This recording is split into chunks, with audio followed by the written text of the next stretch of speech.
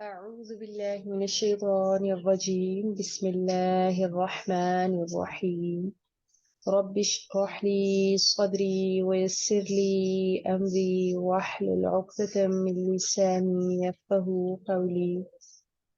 رب زدني علما، اللهم فقهنا في الدين. اللهم إنا نسألك علما نافعا ورزقا طيبا وعملا متقبلا. اللهم انفعنا بما علمتنا وعلمنا ما ينفعنا وزدنا علما. اللهم فقهنا في الدين.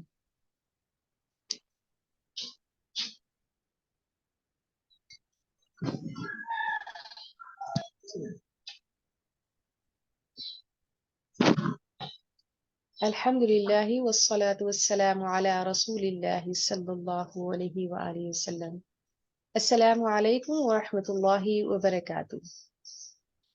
وعلیکم السلام ورحمۃ اللہ وبرکاتہ۔ تجوید میں مد منفصل کی پریکٹس کریں گے آج کے لیسن میں۔ لیسن سٹارٹ کرتے ہیں اپنا۔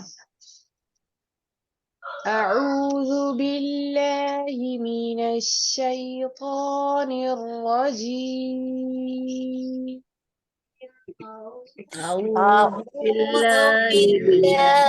من الشیطان الرجیم۔ بسم الله الرحمن الرحيم. بسم الله الرحمن الرحيم.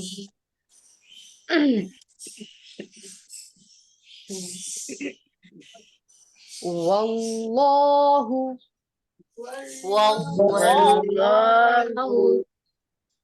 واو پورے لپس کو راؤنڈ کر کے ہونٹوں کی گولائی کے ساتھ ادا ہوگا۔ زبر کے بعد اللہ کا نام آ رہا ہے، اس کو پر کر کے پڑھیے، ہاں کی ادائیگی کو درست رکھیے۔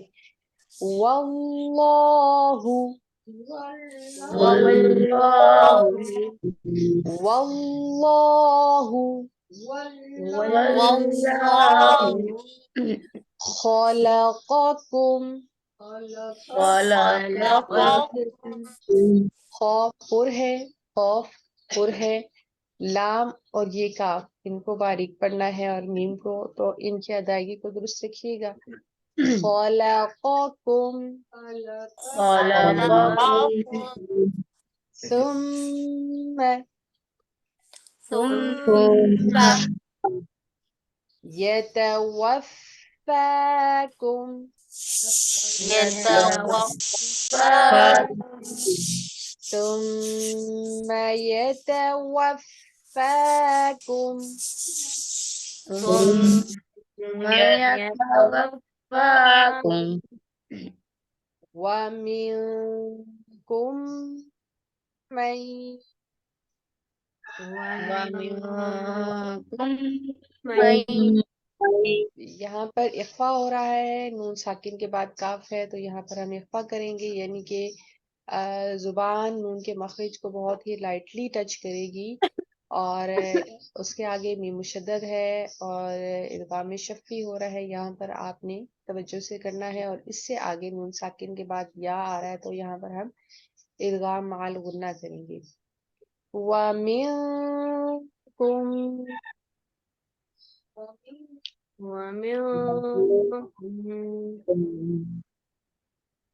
من يرد من يرد إلى إلى یہاں پر آپ مد منفصل کی اگزامپل کو دیکھ سکتے ہیں۔ یہاں پر کھڑی زبر ہے، اور کھڑی زبر کے بعد جیسے کہ پچھلے لیسن میں بھی میں نے آپ کو ایکسپلین کیا تھا، دس از پیرلل ٹو دا الف مدہ، اور اس کے بعد حمزہ آ رہا ہے۔ حمزہ دوسرے کلمے میں ہے، پہلے کلمے کا اینڈ جو ہے وہ الف مدہ کے ساتھ یعنی کھڑی زبر کے ساتھ ہو رہا ہے، تو یہاں پر اب ہم مد کریں گے۔ إلى أرذل إلى أرذل إلى أرذل إلى أرذل إلى أرذل العمر। العمر यहाँ पर देखिए, यहाँ पर रॉ को हम पुर पढ़ेंगे क्योंकि इससे पेशतर यहाँ पर जबर है, इस वजह से ये रॉ पुर होगी। उमूरी में रॉ बारीक होगी क्योंकि नीचे जेर है। तो ये उसूल याद रखिए कि जब भी रॉ के ऊपर कोई हरकत हो या रा साकिन होने की सूरत में इससे बेशतर कोई ऊपर हरकत हो तो रॉ पुर होगी, और अगर रा के नीचे हरकत हो यानी जेर हो या इससे रा साकिन से बेशतर जो हर्फ है उसके नीचे जेर हो तो रा बारीक पड़ी जाएगी।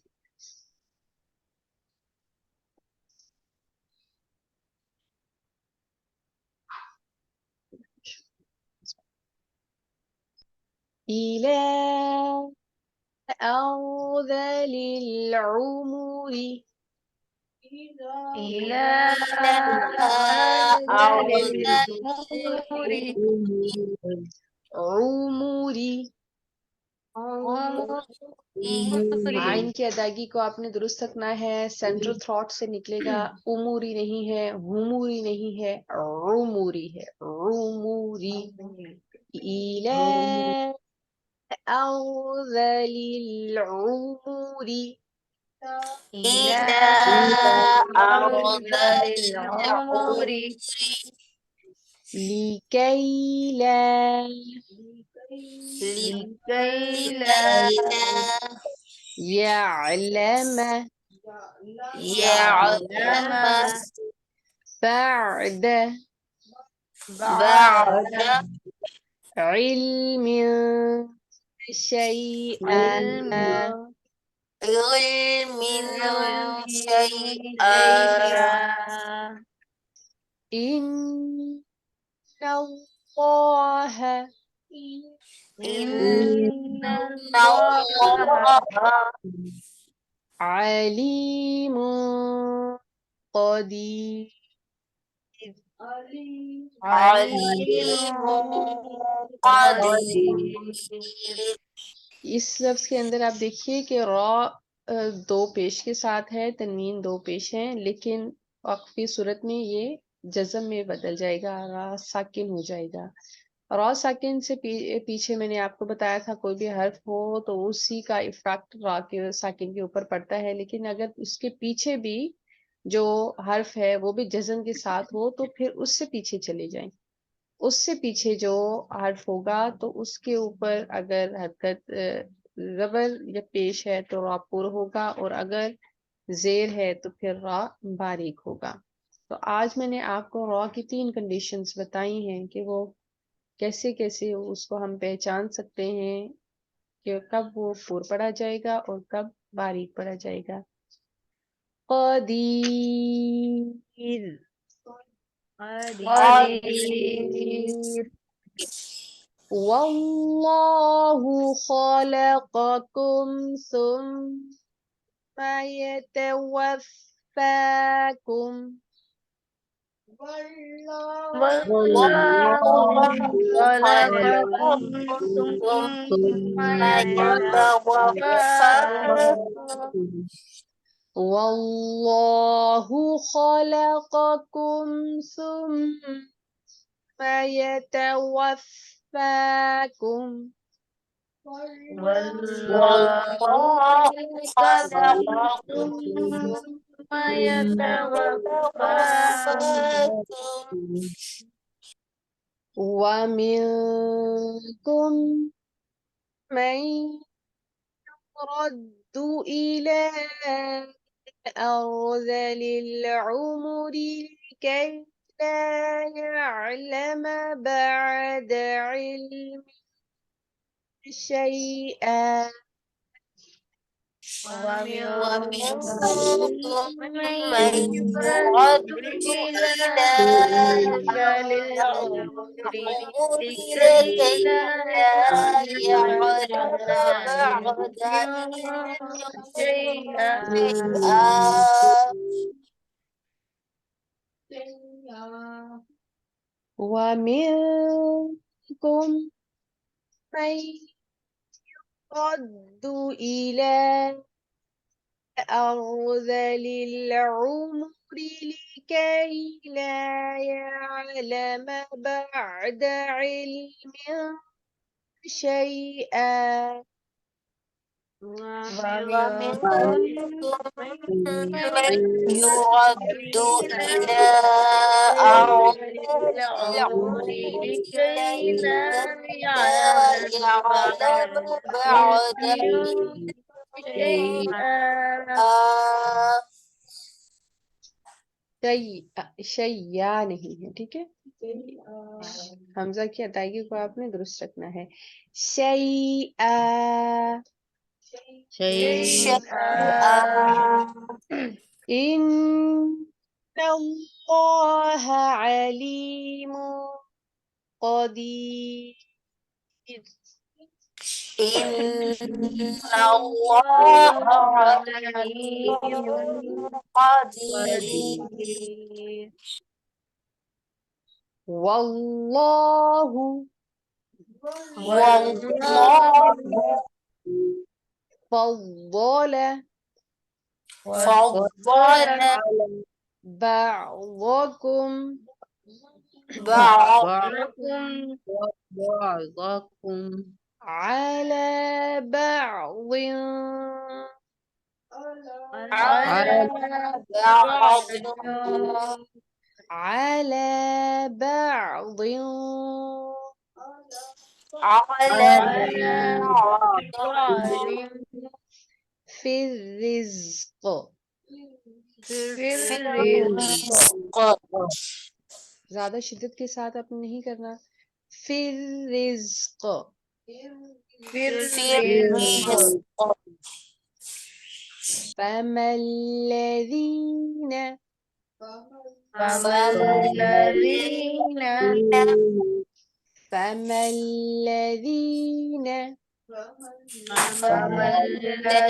الذين فضلوا فضلوا براد براد براد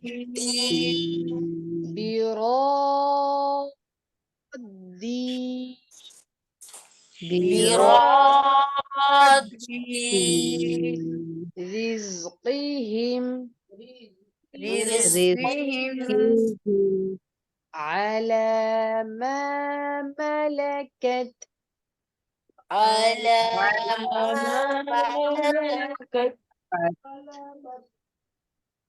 ملكت ملكت أيمانهم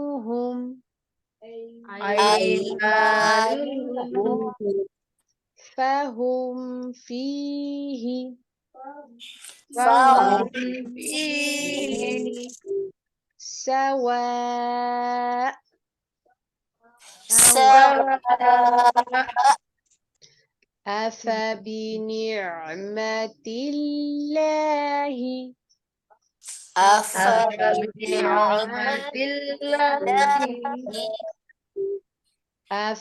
أفبنعمة الله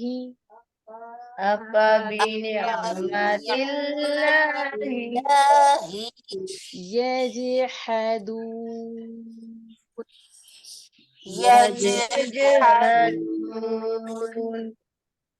والله فضل بعضكم على بعض في الرزق والله فضل بعضكم على بعض في الرزق والله فضل بعضكم على بعض في الرزق والله فضل بعضكم على بعض في الرزق فما الذين فضلوا رزقهم على ما ملكت أيمانهم فهم فيه سواء. فما الذين الذين فضلوا فضلوا براد برزقهم رزقهم على على ما ما ملكت ملكت أيمانهم أيمانهم فهم فهم فيه فيه سواء. سواء. فما الذين فضلوا براد رزقهم على ما ملكت أيمانهم فهم فيه سواء. فما فما الذين الذين فضلوا فضلوا براد برزقهم رزقهم على على ما ملكت ملكت أيمانهم أيمانهم وهم فهم فيه فيه سواء. سواء. أفبنعمة الله يجحدون. أفبنعمة الله يجحدون. حمزہ کو اپنی کھڑی زبر کے ساتھ نہیں پڑھنا. آفا از رانگ. أفبنعمة الله يجحدون. أفبنعمة الله يجحدون. سبحانك اللهم وبحمدك نشهد أن لا إله إلا أنت نستغفرك ونتوب إليك.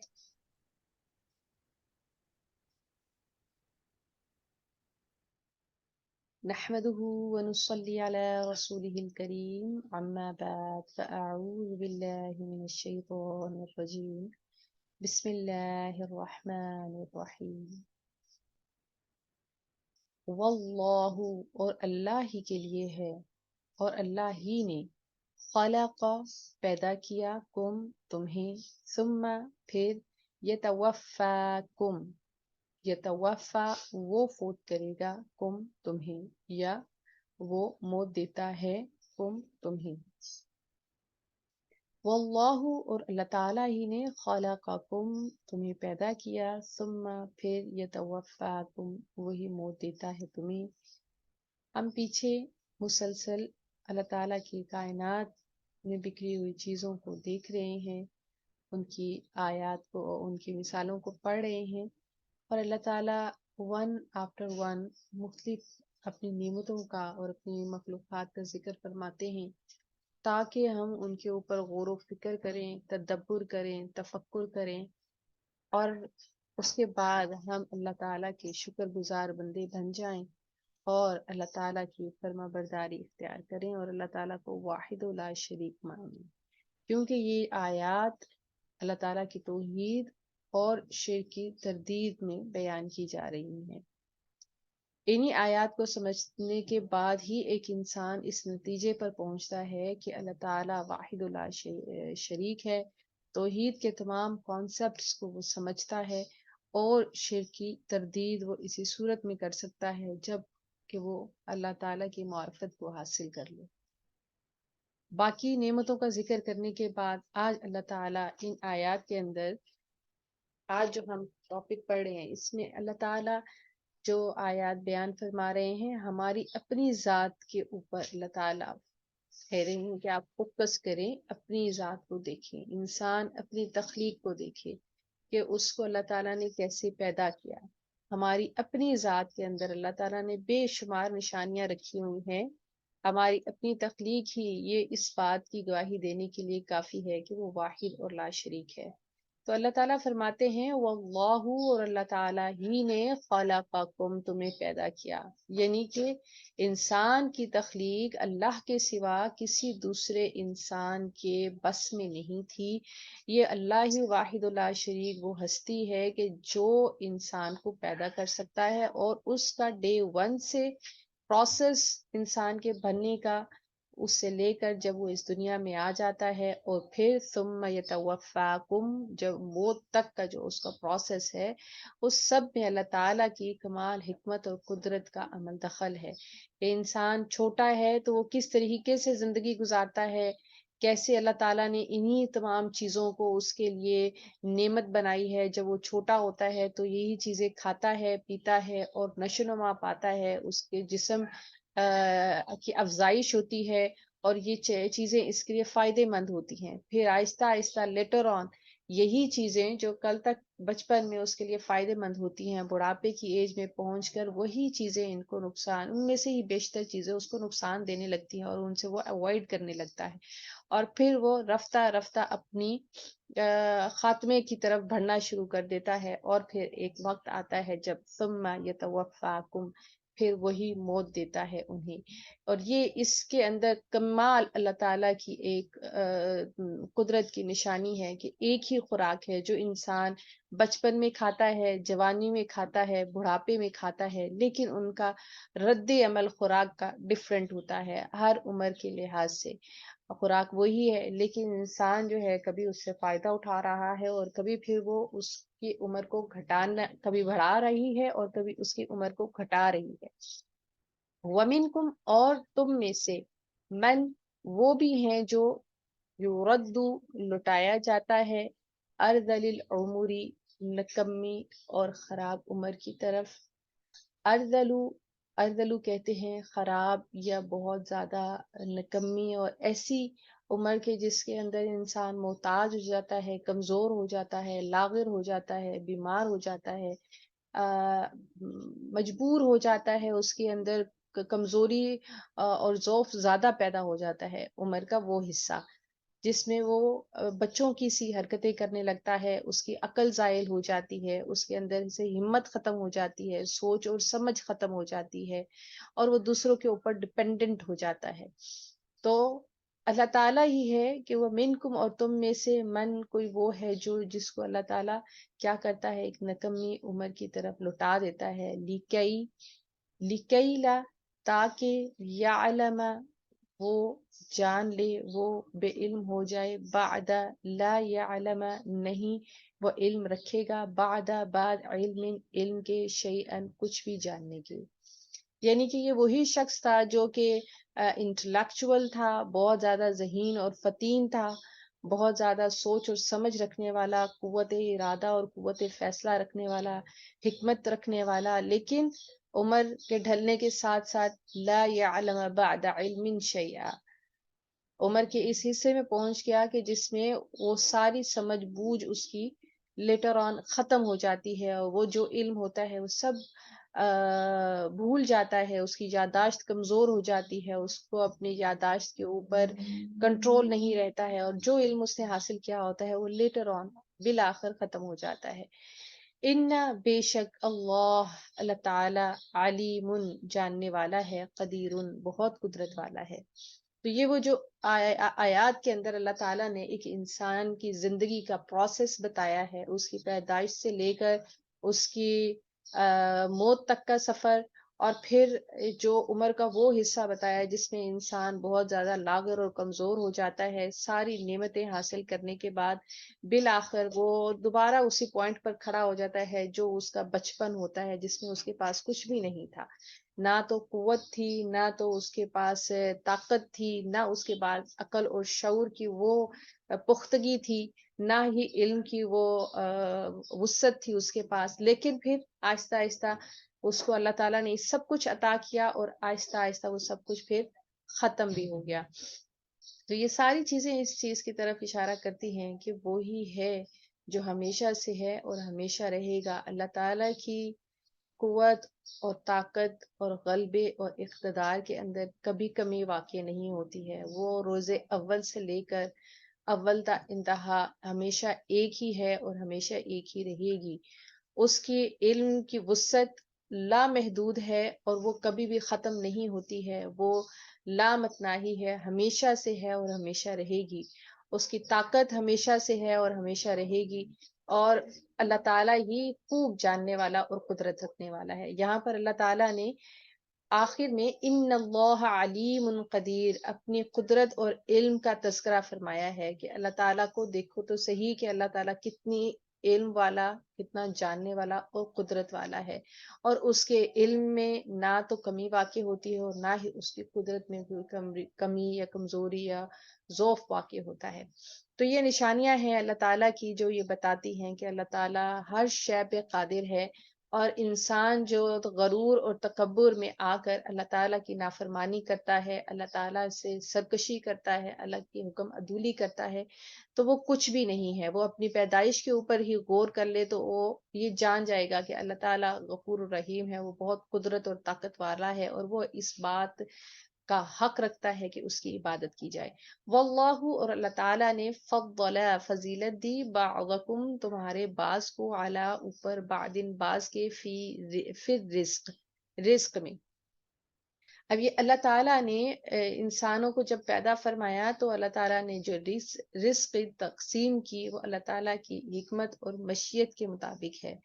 رزق کی یہ تقسیم اللہ تعالیٰ نے اپنے فضل سے جس کو چاہتا ہے وہ زیادہ دیتا ہے، اور جس کو چاہتا ہے وہ ایک اندازے کے مطابق عطا فرماتا ہے۔ یہ اللہ تعالیٰ کی حکمت اور مشیت ہے، اس میں انسان کے اچھا ہونے یا برا ہونے کا کوئی عمل دخل نہیں ہے، کیونکہ آپ یہاں پر دیکھ سکتے ہیں کہ اس دنیا کے اندر بہت سارے مشرکین بھی ہیں، کافر بھی ہیں، اللہ تعالیٰ کو نہ ماننے والے، اللہ تعالیٰ کی نہ ماننے والے، لیکن اللہ تعالیٰ نے ان کو بھی بے تحاشا رزق عطا کیا ہوا ہے، اور وہ بہت عیش و عشرت کی زندگی گزار رہے ہیں۔ اسی طرح دوسری طرف وہ مومنین، سچے مومنین اور اللہ تعالیٰ سے ڈر کر رہنے والے اور اللہ تعالیٰ کی فرما برداری کرنے والے، وہ بھی ایسی حالات میں ہیں کہ ہو سکتا ہے کہ ان کے اوپر اللہ تعالیٰ نے ایک آزمائش رکھی ہو، تاکہ اللہ تعالیٰ ان کو چیک کرے کہ کیا وہ اللہ تعالیٰ کے فیصلوں کے اوپر راضی ہوتے ہیں، کیا وہ اللہ تعالیٰ کو اپنا رازق مانتے ہیں۔ تو یہ رزق کی تقسیم بہرحال اس میں انسان کے گنہگار اور نیک ہونے کا کوئی عمل دخل نہیں ہے، نہ ہی انسان کی اپنی ہمت، طاقت اور محنت کا اس میں دخل ہوتا ہے۔ حالانکہ اللہ تعالیٰ نے اس چیز کو موٹیویٹ کیا ہے کہ ہر انسان کو کوشش اور طاقت کرنی چاہیے، لیکن رزق کی تقسیم کے بارے میں اللہ تعالیٰ کا قانون اور قاعدہ کیا ہے؟ واللہ، اور اللہ تعالیٰ نے فضل فضیلت دی، بعضکم تمہارے بعض کو، علی بعض اوپر بعض کے، پھر رزق کے اندر۔ فما، پس نہیں، الذین جن لوگوں نے فضلوا فضیلت دی گئی، برادی لوٹا دینے والے، رزقہم اپنا رزق، اعلی اوپر، ما جو، ملکت مالک ہوئے، ایمانہم ان کے دائیں ہاتھ، ما ملکت ایمانہم سے مراد غلام ہے، فہم پس وہ سب، فیہ اس میں، سواء برابر ہو جائیں۔ یہاں پر اللہ تعالیٰ نے ایک اصول اور ایک قاعدہ بیان فرمایا ہے۔ اللہ تعالیٰ فرماتے ہیں کہ اللہ تعالیٰ کے پاس رزق کی تمام کنجیاں ہیں، اور اللہ تعالیٰ ہی تمام مخلوقات کو رزق پہنچانے والا ہے، رزق کے تمام اختیارات اللہ تعالیٰ کے ہاتھ میں ہے، اللہ تعالیٰ کی دست قدرت میں ہے۔ پھر اللہ تعالیٰ نے وہ رزق اپنی مخلوقات کے اندر تقسیم فرمایا، فَمَا الَّذِينَ فُضِّلُوا، اور جن لوگوں کو اللہ تعالیٰ نے رزق کے اندر فضیلت عطا فرمائی، تو اللہ تعالیٰ پوچھ رہے ہیں ان سے کہ پھر وہ لوگ اپنا رزق جو اللہ تعالیٰ نے ان کو رزق دیا، کیا وہ اپنے غلاموں کے اندر برابر اسی طریقے سے تقسیم کر دیتے ہیں؟ مطلب اس کا یہ ہے کہ ایک انسان کو اللہ تعالیٰ نے مالک بنایا، اور اس کے آگے چند غلام ہیں، 3 ہیں، 4 ہیں، یا کچھ بھی ہیں، تو کیا وہ جو اس کو اللہ تعالیٰ نے اپنا رزق عطا فرمایا ہے، وہ اپنے سارے غلاموں میں برابر اس کو اتنا ہی تقسیم کر دے گا جتنا اس کے اپنے پاس ہے، کہ وہ سب کے سب آپس میں، مالک اور غلام آپس میں برابر ہو جائیں؟ وہ قطعاً ایسا نہیں کرے گا کہ وہ اپنے رزق کو تمام کا تمام جو ہے وہ سب غلاموں میں برابر کا تقسیم کر دے، اور مالک اور غلام سب برابر ہو جائیں، اور برابری پیدا ہو جائے۔ اگر وہ ایسا کام نہیں کرتا، اور انسان ایسا کبھی بھی نہیں کرتا کہ وہ اپنے غلام کو اس حد تک دے کہ وہ سب مالک کے برابر ہو جائیں، تو اگر وہ اس طرح نہیں کرتا ہے تو پھر وہ اللہ تعالیٰ کے ساتھ اس طرح کیسے کر سکتا ہے؟ اللہ تعالیٰ ہی رازق ہے، خالق ہے، مالک ہے. پھر اللہ کے دیے ہوئے رزق میں سے وہ اللہ تعالیٰ کے غیر باطل جو انہوں نے معبود بنائے ہوئے ہیں ان کو وہ ان کے ساتھ شرک کرتے ہیں، اور اللہ کے رزق میں سے ان کے اوپر وہ نظریں اور نیاز دیتے ہیں یا ان کو دیتے ہیں، اور وہ کہتے ہیں کہ یہ مالک برابر ہو گئے. غلام اور مالک کیا کبھی برابر ہو سکتے ہیں؟ غلام اور مالک کبھی بھی برابر نہیں ہو سکتا ہے. تو اگر انسان اپنی ذات کے اندر یہ اصول اور قاعدہ نہیں پسند کرتا تو وہ اللہ تعالیٰ کے ساتھ کیسے شرک کر سکتا ہے، اللہ تعالیٰ کے ساتھ کیسے شریک ٹھہرا سکتا ہے. اور جن لوگوں کو، جن ہستیوں کو، جن کو بھی انہوں نے شریک ٹھہرایا ان کے نام پر وہ رزق جو ہے وہ تقسیم کرتا ہے، اور وہی رزق وہ اللہ کے ساتھ بھی اس کو تقسیم کرتا ہے کہ یہ اللہ کا حصہ ہے اور یہ ان کا حصہ ہے. بہرحال اس کا ذکر ہم سورۃ الانعام کے اندر بھی پڑھ چکے تھے کہ وہ اپنے باطل معبودوں کا بھی حصہ مقرر کرتے تھے اور اللہ تعالیٰ کے لیے بھی حصہ مقرر کرتے تھے. تو جو تو حصہ اللہ تعالیٰ کا ہوتا تھا وہ ان کے باطل معبودوں کو بھی پہنچا کرتا تھا، اور جو حصہ ان کے باطل معبود کا ہوتا تھا وہ اللہ تعالیٰ کو نہیں پہنچتا تھا. یہ ناانصافی اور انتہائی ظلم اور زیادتی والے اصول ہیں جو انہوں نے قائم کیے ہوئے ہیں. اللہ تعالیٰ اس کے ذریعے سے ان کو شرک سے بچنے کی تلقین فرما رہے ہیں. افا بنعمت اللہ، کیا فا بھلا بنعمت اللہ، ساتھ اللہ تعالیٰ کی نعمت کے، یجحدون وہ انکار کرتے ہیں. تو یہ انکار کا ہی ایک طریقہ ہے کہ رازق تو اللہ تعالیٰ ہے، رزق تو اللہ تعالیٰ نے عطا فرمایا، اور پھر وہ جب اللہ تعالیٰ کے رزق کا اس طریقے سے غلط استعمال کریں گے، اللہ تعالیٰ کے ساتھ شریک ٹھہرائیں گے، اور پھر ان کے اوپر رزق جو ہے وہ ان کے نام ایسوسیٹ کریں گے، ان کے نام وقف کریں گے، تو کیا وہ اللہ تعالیٰ کے دیے ہوئے نعمتوں کا انکار کر رہے ہیں؟ اللہ تعالیٰ کے شکر گزار بندے نہیں بنتے ہیں؟ رزق جس نے دیا ہے وہی حقدار ہے کہ اس کی عبادت کی جائے اور اسی کی ہی فرما برداری کی جائے اور اسی کی ہی شکر گزاری کی جائے، اور یہ تسلیم کیا جائے کہ یا رب تو ہی خالق اور رازق اور مالک ہے، اور تو ہی واحد اور لا شریک عبادت کے لائق ہے.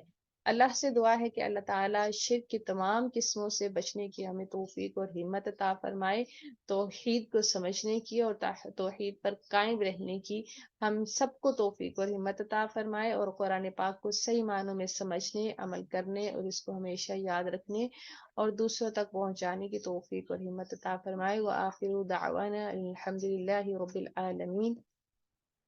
سبحانك اللهم وبحمدك نشهد أن لا إله إلا أنت نستغفرك ونتوب إليك.